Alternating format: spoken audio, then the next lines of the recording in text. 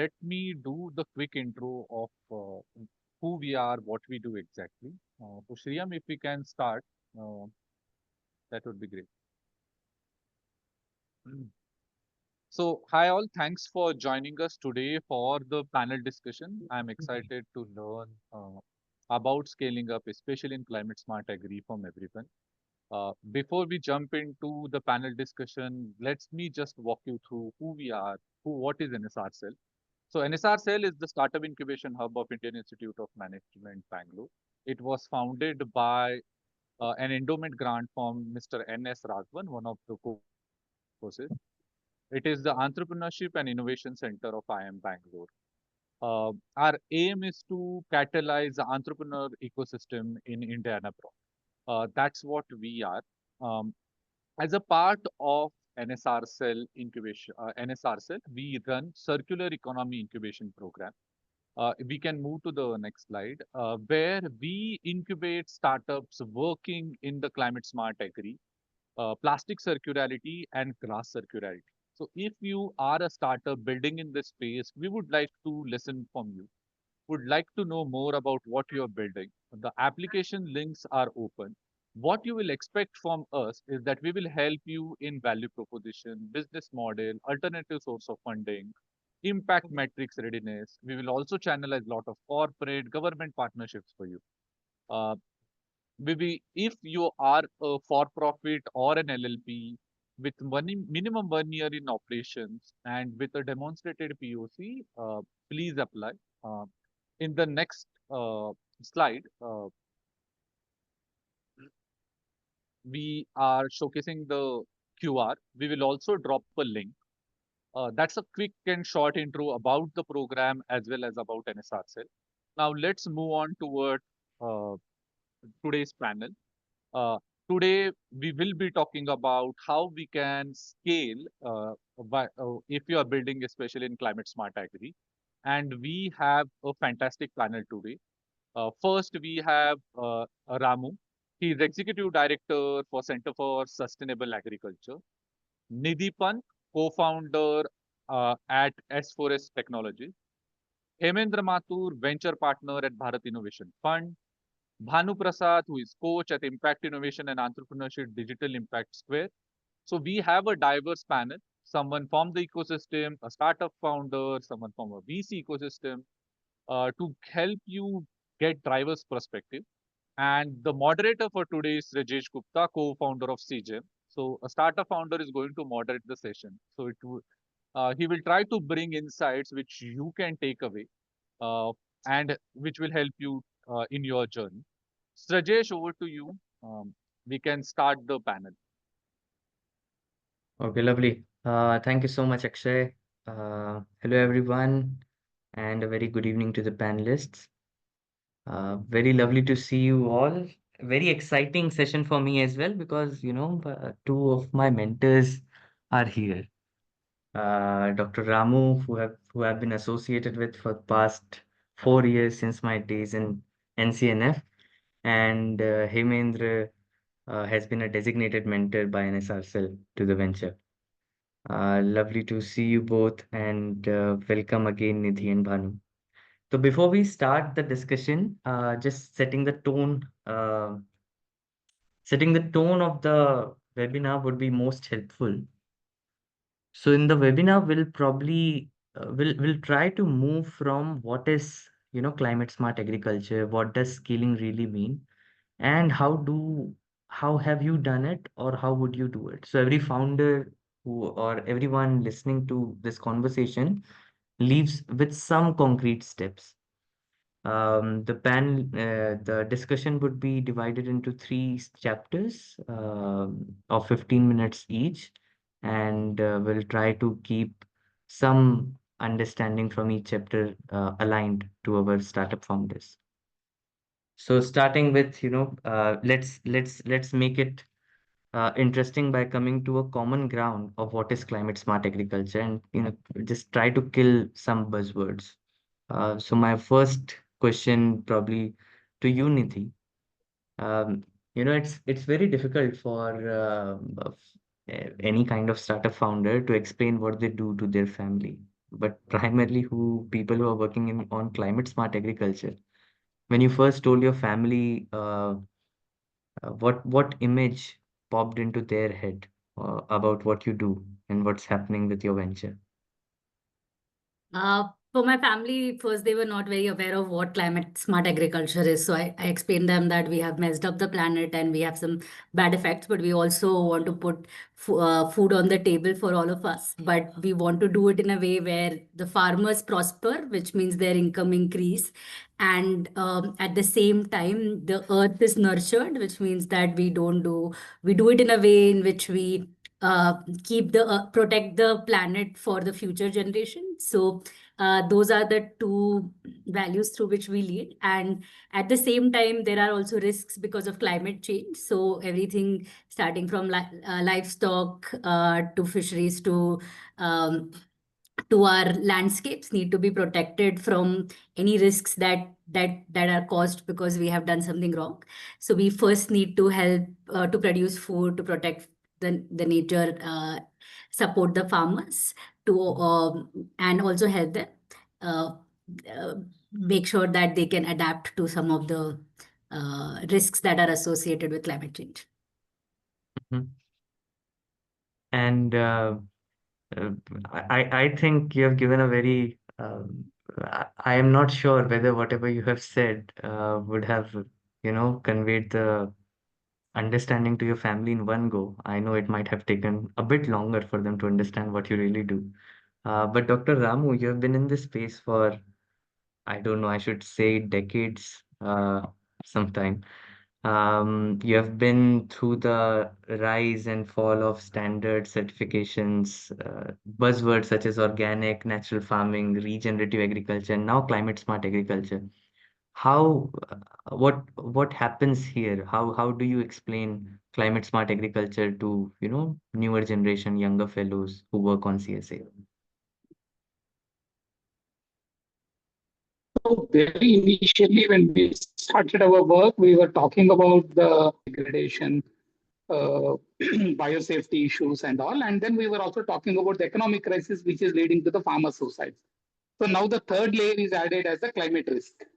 So we were trying to explain what are the risks food systems are facing. So while food comes to your plate, before it comes to your plate, what it has done to the environment and what it has done to the farmer who has produced it. This is the story we always say what it has done, and then every time government comes up with a new mantra and then new buzzword and then push for it, and then so you replace one problem with another problem rather than actually trying to solve the problem. So one of the important issue when we talk about climate smart agriculture is about how do we adapt to the problem.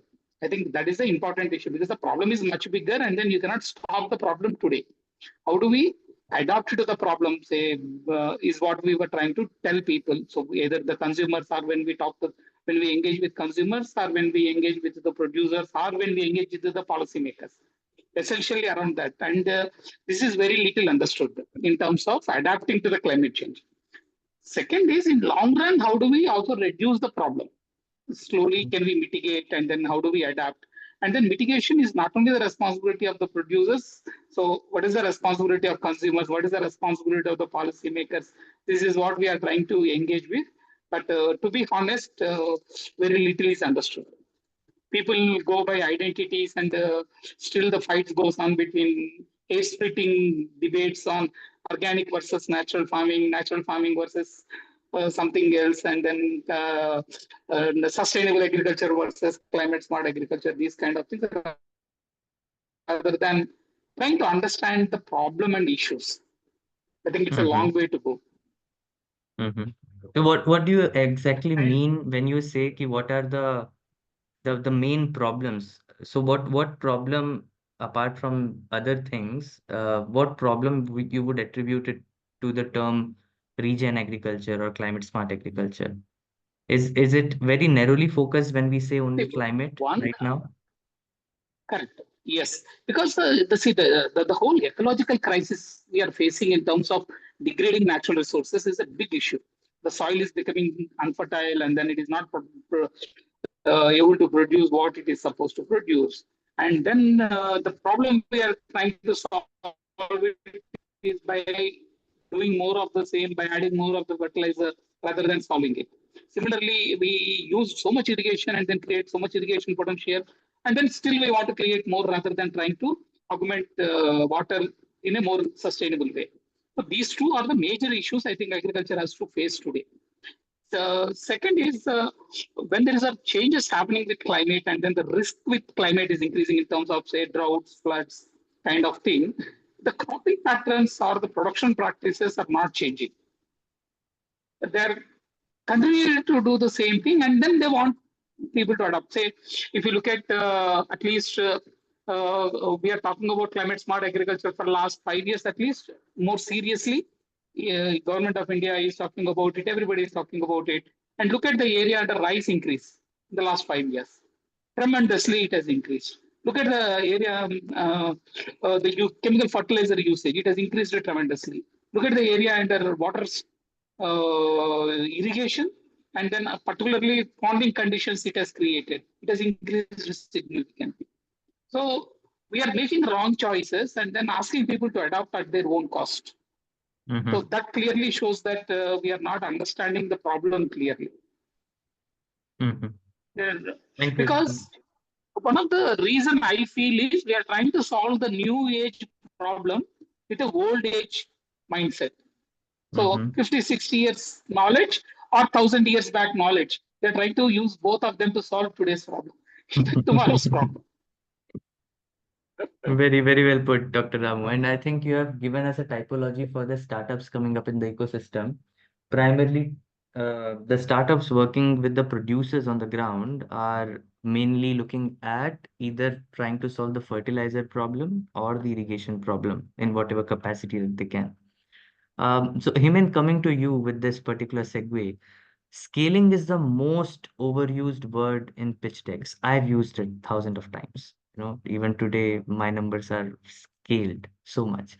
In your portfolio, what separates the teams that actually scale from the slide decks to merely say they will? What is the key factor that separate who scales and who does not? Thanks, Rajesh, and thanks to the NSRCEL team for inviting me to this webinar, and good to see fellow panelists. So before I answer the question, I think just sort of deep diving into what you asked, maybe, and Ramu, is how do you define climate smart agriculture? So you're right, the definition can be hazy, but just to simplify it, I can share a framework. So I see it, at least in India context, in two parts. One is natural resource use efficiency, right? And second is to reduce post-harvest losses, which is because that is significantly high in the context of India. It is high in many other countries, but India, we waste lot much food than probably some other countries.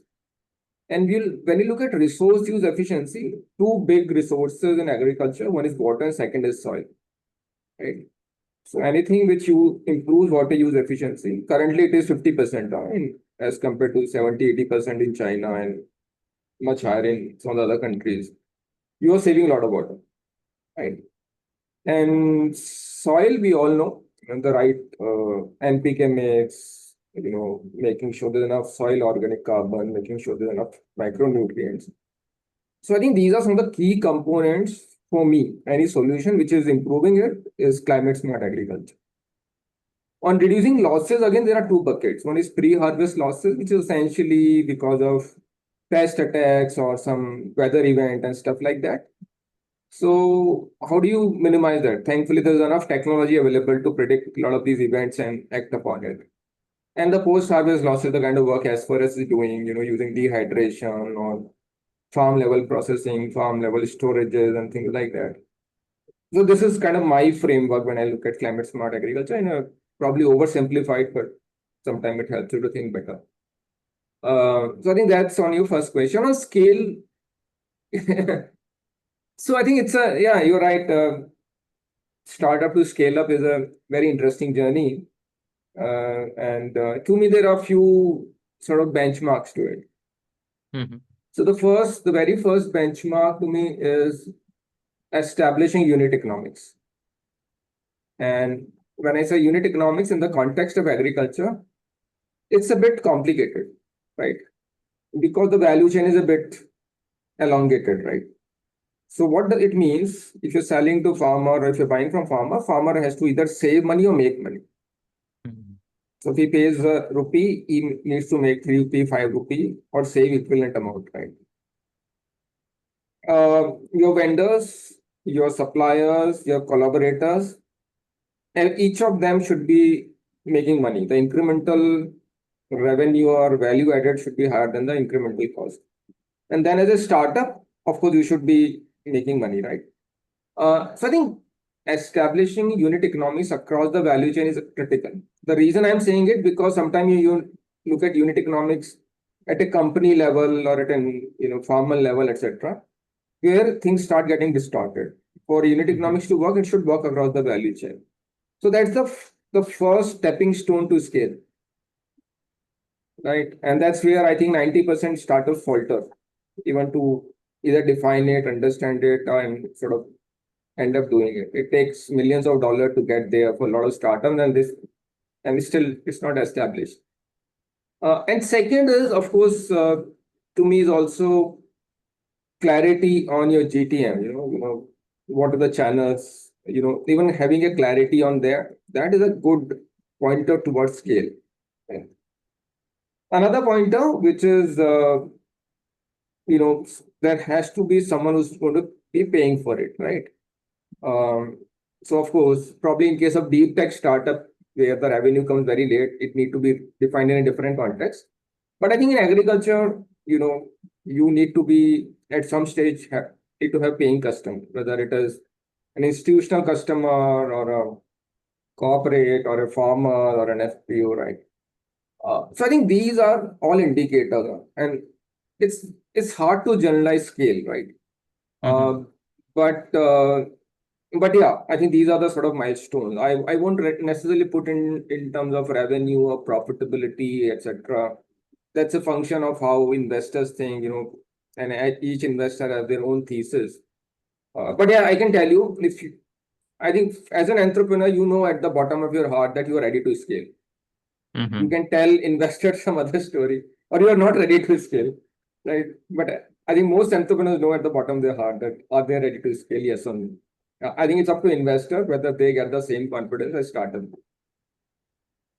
No, thank you so much. I think in the subsequent questions, we should also deep dive on what is the threshold of scale, even for a startup, as you say, as we generally say 0 to 1, 1 to 10, 10 to 100. What does it actually mean for each of the startups in their own contextualized terms? But following all of this to Bhanu now. Bhanu, you see, I think with the work that you do, a very interesting work in the ecosystem, I think you must see 100 plus pilots every year. And so if you can give us a quick taxonomy, what are the quick pilot archetypes? What kind of pilots do you see? And which one rarely escapes the pilot junkyard or the pilot graveyard? Hi everyone. First of all, wonderful to be here. Lots of respect to the panel and their experience. Feel like a kid in a candy store normally in front of all of you. So I am here to humbly share sort of my experience of working with startups, mostly early stage and then slightly a little more advanced. The question is interesting because I think there are as many use cases, that many number of types of pilots potentially. But then broadly, at least those pilots that actually struggle, there are a few things that I think we should just what we have observed. One is, pilots that actually start off with a sort of complete end in mind, right? A lack of proper hypothesis in terms of what actually is the theory of change or what exactly is causing any intervention to succeed. So I'll draw this back to pilots that have probably a good understanding of a wish list of what they would like to accomplish or something that is glamorous that they're pursuing, but maybe not as grounded understanding of what actually is the real root cause of a challenge. And hence not able to define a well-rounded hypothesis of what exactly is the gap, what is the intervention likely to be, and what are the parameters that I will actually move the needle with, right? So I think that's one large class of pilots that really do get stuck. Second is also understanding sometimes, I would not put it at a strategic level, but at a very tactical level, things that understanding what exactly is the crop or what exactly is the area you're operating in.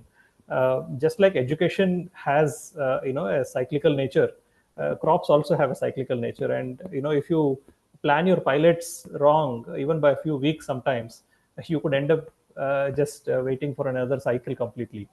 Just like you start an education pilot in June and everybody's out for vacation. Very similar happens in agriculture, and I think understanding that is something that's very important. I think Hemendra brought about pre-harvest, post-harvest losses, and so on. Again, this is an important part. A lot of startups come to us in the post-harvest pilots, but are completely mismatched with the crop cycle.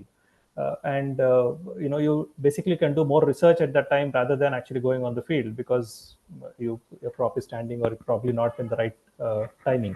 So that's where you delay a bit and you could potentially lose the advantage, or you have lost a very progressive, forward-looking farmer to actually participate in your pilot.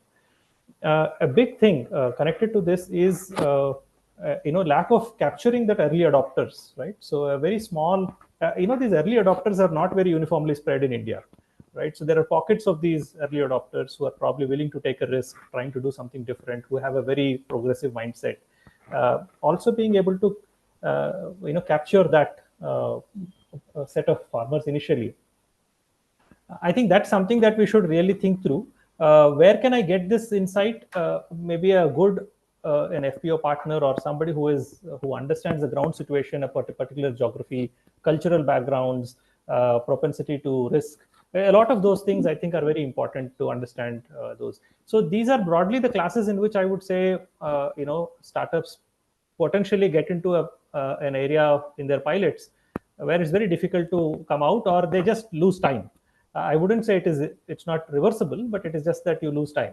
And in many cases, that may be competitive advantage. It may be a lack of good catchment area for a farmer set or something like that. So those are practical problems that I encounter most often. I can't hear you. Sorry. So essentially, you're saying that um, adopting the startups, or at least the understanding or operation of the startup, needs to be very contextually driven to the cropping cycle as well as the location for where the early adopters are present, right?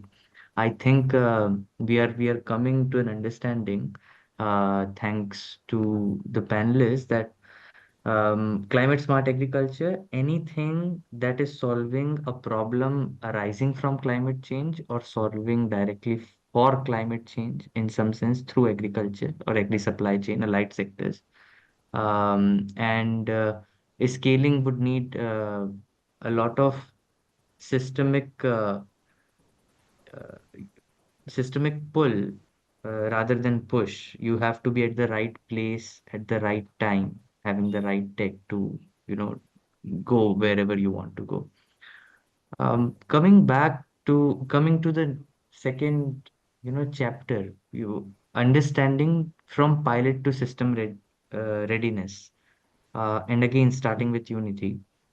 Tell us a bit more about S4S. I know that you started from one district with some X number of solar dryers, around 20 maybe. What was the one customer reaction which made you say, "Ki, this is bigger than a pilot. Now it is time for me to scale." And what did you change in your ops? Yes, just to give a context, that as far as helps farmers become processors and earn additional income through processing, which is converting an onion to an onion flakes or a tomato to into tomato powder. We started with 200 women. We started working by providing them dehydrators and ask them to process whatever was their farm produce. I think one moment that stayed with me, or that helped us realize that this is bigger than the pilot, was when we started getting inbounds in a month of 6,000 farmers in the same vicinity. When you have customer, not only retention, so first metrics was that those 200, out of those 200 women, almost 190 women were ready to continue the work. Second was, at least, which was the most pivotal in us understanding that the customer value proposition, or what we are offering to the customer, which is the income increase, is significant, or something which is valuable to them, is when you have customer inbounds, which means that you don't have to additionally put any resources to acquire a new customer. There is as you rightly said, a pull effect that people want this. So we realize that this is the time to scale. Apart from that, what changed operationally is that you have an operational engine, which is first is the resource allocation, which is your capital allocation. How do you allocate it in CapEx, working capital? Second is your team, for you to know that you have the right team who can now go to other, say we were working in 10 villages, can now go to 100 villages to do the same thing. And the third and the most important thing is that, do you have systems for that, which means you have playbooks, do you have guidelines, that everyone who's doing this is doing it in a similar way, has the same way to capture data, to interpret data, to talk to the same language with the customer. Just to give you an example, not taking more time, is that someone would go and say that this will work for 6 months, versus someone will go and say that this is a project for 12 months. You already have seasonality, which is that in solar dryers, it does not work 4 months a year. So how are you going to repay the loan? All of this needs to be communicated by people in the same way. The processing that women are doing, you have to also capture their data in the same way. So you need to have all the systems in place. So I would say those were the three things that change in our operating system, which is first, get the right resource allocated, have the right team members for scaling, and third, have the right foundation playbooks in place that can be done through systems. So resources, team, and guidelines. I think when you say playbook, I think what you're saying is a standardized operational module, so that everyone does the same thing over and over again and again. There is repetition to what you do in scaling. That's right. I think that's a wonderful insight. Dr. Ramu, following up to you, CSA has incubated, I think so, 50 plus FPO linked pilots. FPOs are kind of startups for all purposes. Right. Can you share one instance where an FPO moved from, let's say, grant recipient to paying customers, and what was the price point where cash started changing hands? Uh, in the say we are working with over 50 FPOs, and one FPO which was working on vegetables, basically the vegetable supply chain, could move to pay back to the farmers, particularly by reducing the post-harvest losses and then reducing the supply chain time. So from the procurement to the delivery, we could do it in 18 months. And once we made it very systematic, we could pay back to the farmers better price, and then we could bear all the costs of operations also. It's a federation working with the smaller FPOs. And but unfortunately, from an FPO point of view, we can solve one problem, but there's a second problem which comes up, because agriculture is a multi-dimensional problem. It's not just one. So post-harvest problems in vegetables we could solve, but there was issues with the varieties, demand on chilies, and then there was also export-import problems with chilies happened. So suddenly the entire market collapsed. And FPOs understanding all these issues and then dealing with that is extremely difficult. So if you're looking at the most of the startups, they focus on one area, just one area, and dealing with one problem is much easier. But when as an FPO, you have to deal with multiple problems with farmers are facing.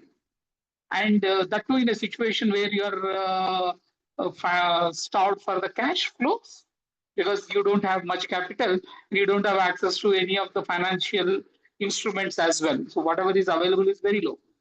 Say farmers investment is just 1,000 rupees, and then the capital access they can have is about 5 times of that. So which is not going to help them to deal with the kind of problems. So when the farmers could do it on a scale and deal with one supply chain, they could do it well. But when FPO has to deal with multiple problems, it is still becoming very difficult. So it's the capacities of the people, capacities of the institution, and also the overall ecosystem is not very congenial for agriculture. I think these three are the factors still we are trying to battle with. Yeah, that are suppressing the supply chain in a way that it's very difficult to move from pilot to scale. Um, I think both Nidhi's point and your points resonates kind of same. Nidhi coming from startup said repetition is important, supply chain is important, team and having guidebooks is important. And you are essentially saying that if you don't have such systems at place and you're trying to solve multiple problems, you'll never get out of the uh, innovation phase up to the scaling phase. Um, so, And FPO is meant for that because FPO is not meant to solve only one problem. So it has to solve all the problems. Otherwise, most of the FPOs are ending up as the input agencies because that's the easy thing to do. They're becoming input agencies and then they're continuing the same crisis which otherwise other industry has created. So this is what my experience with the scaling up through FPOs is. Yeah, let's understand But the on, FPO bit more. but on the other hand, when we work with the government programs for on one area, like say scaling up of natural farming, scaling up of NPM, etc., then we could do fairly better. But as an FPO, it is becoming very difficult as an institution because of the institutional design problems, I would say. So of course, there's some need to unpack that at detail, maybe not at this particular webinar. Not at this point. Yeah, not at this point. But coming to him and you, has it ever happened to you that you have found a climate smart agriculture startup? You see all the things are happening as they should. They have the right team, right place, all of the metrics that Bhanu, Nidhi, and Dr. Ramu has given, but later died at Series A, and you kind of realized that something was amiss. So, uh, is there a particular signal which you look out for in climate smart agriculture startup now? Or do you have a screener at place from completely from an investor perspective?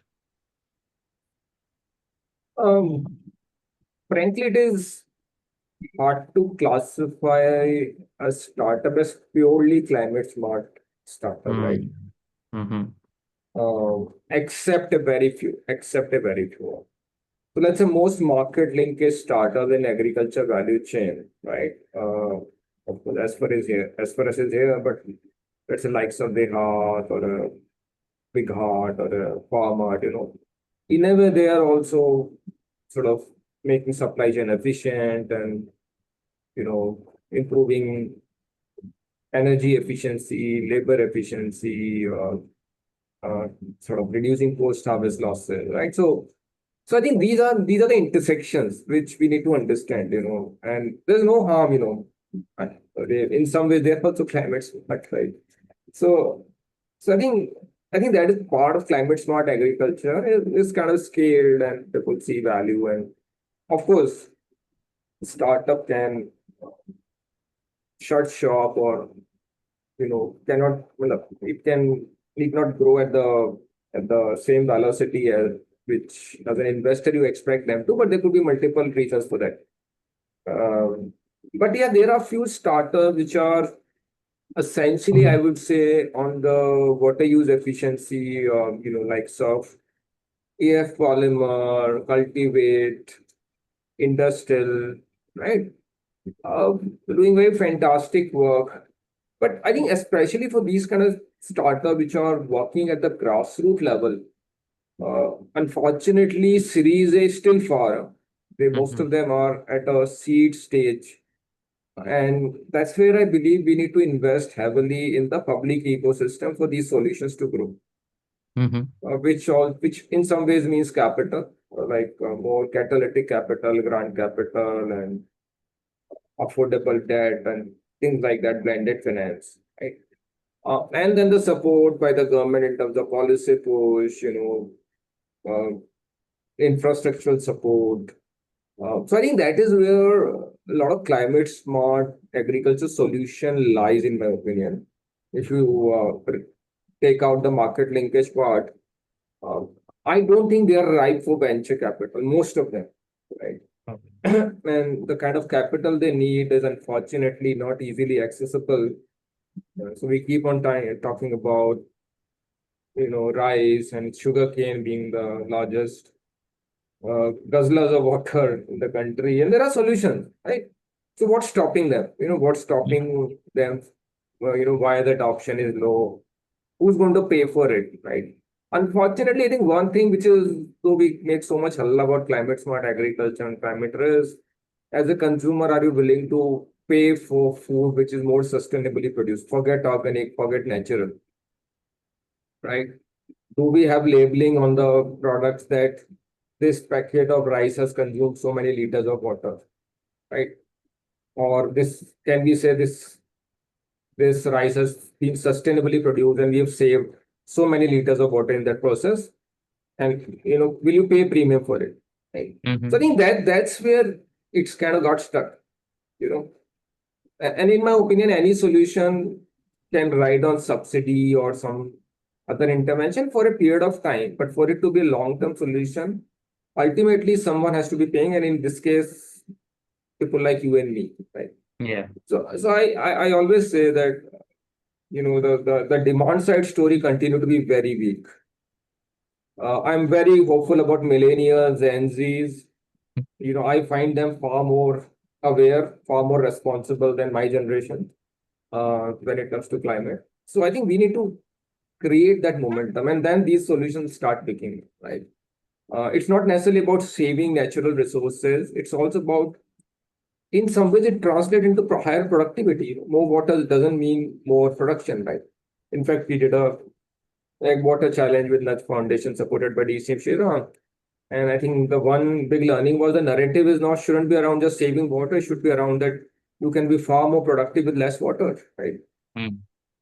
So I think that's where the ecosystem is. I hope a lot of these guys move from seed stage to Series A, Series B, and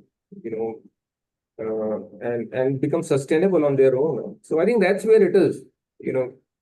But yeah, we need a lot of ecosystem effort for most of these guys to become investable.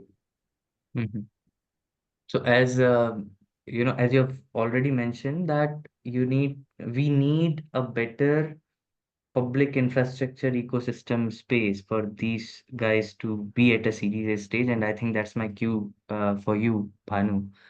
That I know that Disk runs, you're an ecosystem enabler, right? So Disk runs pilot to scale bootcamp, 4 stages. Um, can you tell us something that has worked very well, or during the boot camp, a learning that has worked very well for a startup to move from one milestone to another, one homework that you would have given to a startup, which the founders would have hated, but has actually helped them a lot? Yeah, no, just for context of what we do at Digital Impact Square, we are mostly an early stage, pre-incubator / incubator. And I like this point that Mr. Ramanjanali brought up about FPO linked pilots. Almost all our pilots are FPO linked, right? So, and it has to, and we follow a certain schedule of within the first 100 days, just explore, don't get into the solutioning mode, and just understand what the problem is. And the next 6 months, next 3 months, you spend time trying to co-create, being very close and immerse yourself and so on. So we have had a lot of teams that were almost in this, unboxing stage of their startup and the product, and then they go back to this drawing board because of the boot camp. A lot of this immersion that we do upfront in the first 100 days has made them question a lot of the fundamentals that they assumed and went forward. So that's a very painful process, right? And a lot of startups hate us for it. Many of them drop off because the change or the expectation to roll back their progress, what they think progress, is very painful. So that's one thing that I think is very famously, against us. That many of them say that, oh, these people ask us to go back and do user research again, and we're far ahead. We did this 18 months ago. We don't want to go back and do this. But when we actually are in that kind of an ecosystem and we get really honest feedback, it's worth reconsidering. So if there is something that we often tell our startups, irrespective of what stage people come to us, we tell them capture any user interaction verbatim. Don't paraphrase, don't rephrase, don't summarize, and so on. And when you go back and actually look back at what the users were saying, what the farmers were saying, we'll be surprised sometimes to so many things that we have assumed, and what they're actually saying are very different. And the other thing that we say, the next step we say, is don't believe what they say, observe what they do. And then that means you have to go on the field and you have to spend time, and we have to almost always continuously validate what they say versus what they do. And the third thing that we say is, if after all of this is done, just make sure that at any point of time, this understand the behaviors and mindsets of the farmers. It is not just what they say and what they do. What are they talking to their peers? What influences them? What are their aspirations like, and so on. So going deeper like this is actually not very easy. A lot of these climate smart agriculture solutions that we see on top, eventually we go and ask the farmer to change their tilling habits or change something else, and they'll say, sorry, we don't have time for this. And it's just not going to work if their behavior doesn't change in some cases. So we need to actually understand those root causes, and that's very painful to do. It's not easy. Yeah, and that's where I think those actually set the stage. That sets the foundation for eventually what you will discover and what you will solve. So I think, like in an investigation, assumption skill, and startup ecosystem also assumption skill. I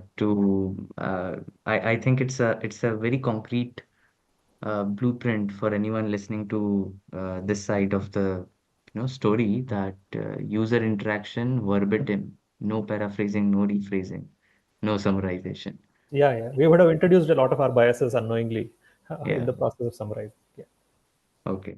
So we have a pattern right now. We need ecosystem enablers. We need good paying customers. We need to understand the difference between what startups need to do in simplified way, and what FPO does if there has to be a linkage there, and repeatable unit economics, as Nidhi and Hemendra both have mentioned. I think before we close this, um, maybe just one question uh, to all of you, maybe in a rapid fire round of sorts. Uh, what is one common, and I think we have covered some part of it, but I just want it to be much more articulated from each one of you. What is the one common pilot trap questions you wish founder ask themselves on day one? And this is to everyone. So starting probably again with the same pattern, Nidhi, you. One pilot trap question that founders you wish founder would ask them on day one. Percentage income increase for farmer per acre or at a household level. Okay, fantastic. So focusing on farmers. Dr. Ramu? Yeah, I would say, what is the problem you're trying to solve? Because many times we go with a solution. I have a solution, so I'm trying to find a problem where I can apply that, rather than what is the problem. Because like Banu Prasad rightly mentioned, do you actually understand the problem clearly? And Uh-huh. then do you have a solution for that? I would say So, clearly, what is the problem you're trying to solve? so don't retrofit. Okay, great. Hemendra, one pilot trap question. Yeah, I think I think probably I'll go with Dr. Ramu. I think the definition of problem statement, especially in agriculture, is a Herculean task to get it right first time. 2, 3, 4, 5, 6, 7 pivots are common. And one of the reason is that you are either solving imaginary problem or you're not spent enough time on the ground to understand it, right? So I think that's critical. And I think even defining pilot sometimes is not that straightforward. What do you mean by pilot? What does mean? What is the transition? What is the inflection point when you Absolutely. move from a pilot to a post-pilot stage, right? Absolutely. Yeah, but yeah, I think one should be very clear. And unfortunately, there's also a practice of free pilots in our industry. Everyone wants startups to demonstrate free pilots, and there's no end to it. I think at some stage, startups should put their foot down. Thought, oh, yeah, pay for it and I'll do it. I think so. Yeah, I know I don't have a one Yeah, silver bullet answer to you, but these are some of the factors. no, that's all right. I think Nidhi already in the last um round of questions gave us an understanding from a startup perspective. But again, the question repeated to you, Bhanu.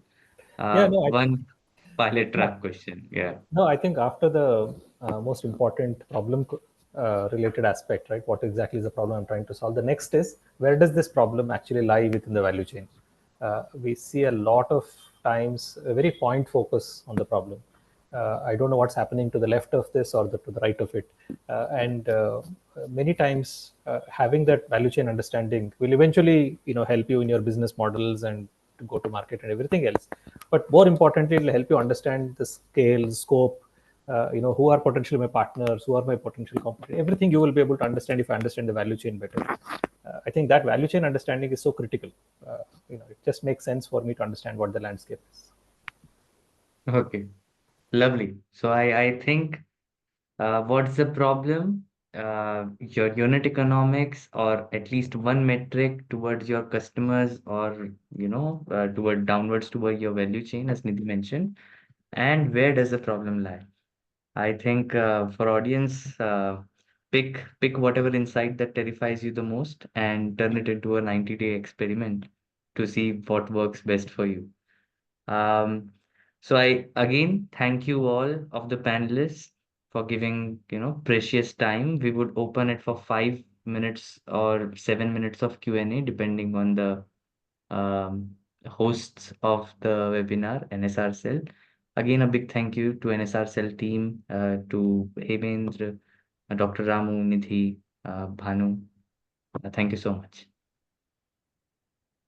Thanks, Rajesh. Thank you for excellent moderation. We have few questions in the chat box. First question is to Dr. Bhanu Prasad. How many crop cycles should a startup test their product for before scaling up? Feel free to jump in, other panelists, if you have a certain opinion on this one. I thought Hemendra just answered this, saying that I did think it's very difficult to actually define when does a pilot start, when does a pilot end, and when you transition to scale. Broadly, I think you should look at what is the biggest value that I'm delivering, and that should be part of your pilot as you design the phases. And over a period of time, you will realize at some point there's enough traction, stickiness. It's very, very difficult to give a generic answer to this. We'll have to look at it case by case. But generally, the answer is that try to prioritize by value that you can deliver to your primary stakeholder. Great. The follow-up for this, can you help me understand different public infrastructure that need to be in place in order to scale? Ramu, Nidhi, Hemendra, anyone of you want to, or Rajesh, if you would like to go for it. I think it's an abstract, but we can still go. I will repeat the question. Could you please help me understand different public infrastructure that need to be in place to order to scale? I would say multiple things from the access to finance, information about different schemes, programs, regulations. Nothing is available, and then everybody has to go through the multiple cycles to access any of these things. So, being accessible. Second, see, any success in any of these initiatives, because when we are talking about climate smart agriculture, we are trying to battle with a unknown devil. We don't know actually what the whole frame of climate change. Whatever little we know, we are trying to adapt to that.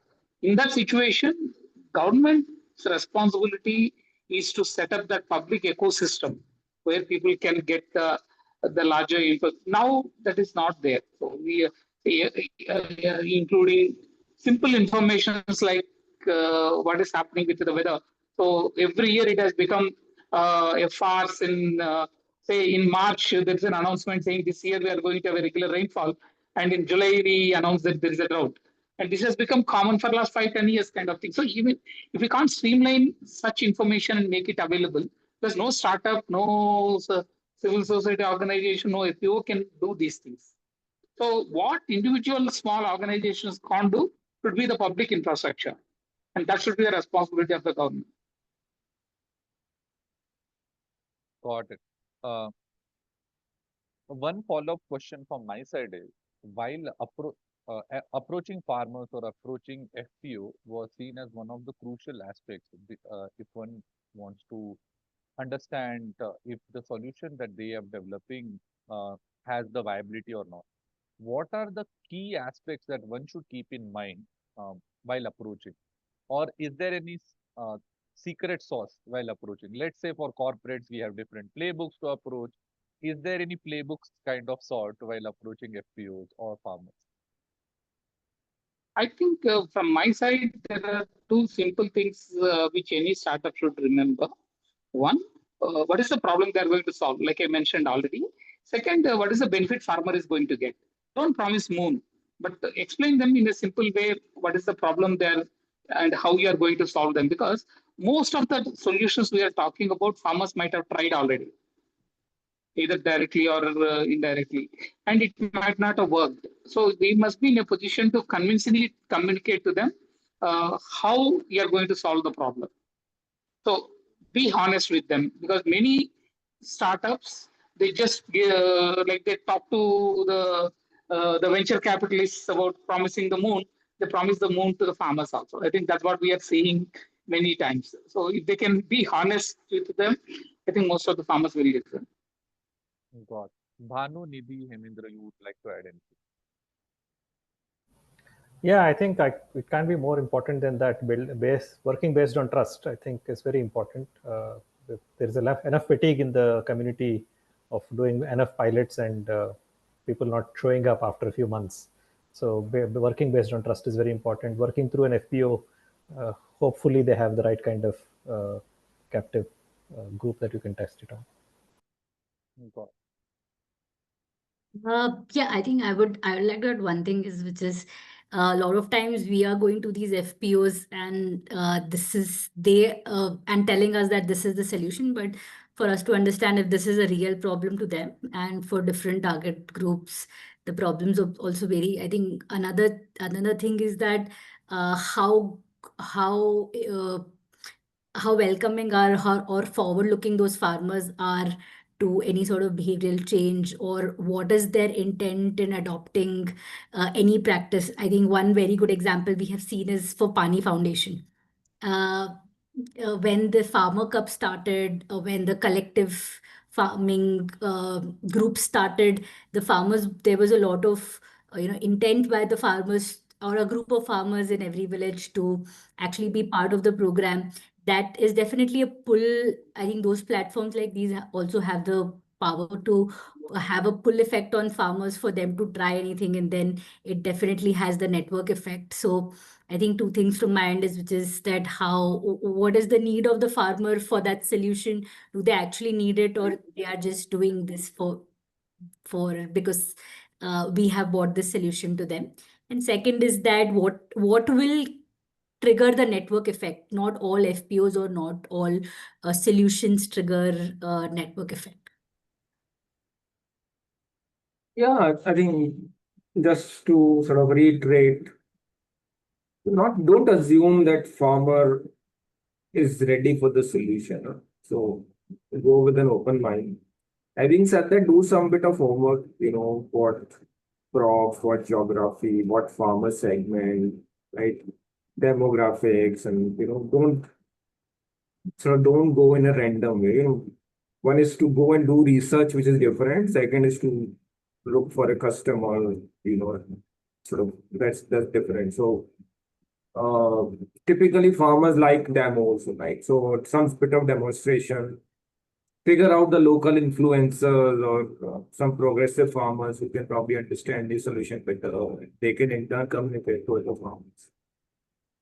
So I think some of those things, very small things, but very important. Got it. Thank you. I think we have addressed all the questions. Rajesh, we can wrap it up. Superb. Thank you. Thank you so much, Akshay, for bringing in all the questions. Again, thanking all the panelists for their time to be here. I think we have, I love meetings which end on time or maybe before time. So this webinar was one of those 1 hour thingy. Would love to, catch up again sometime soon to all the fellow panelists and everyone reaching out to NSRCEL. I think they have a great incubation program. I've been part of the last cohort. So thank you. Thank you, Thank Rajesh. you. Thank you, everyone, Thank for joining and you. sharing your. Thank you, everyone. Thank you. Thank you so much. Yeah. Bye.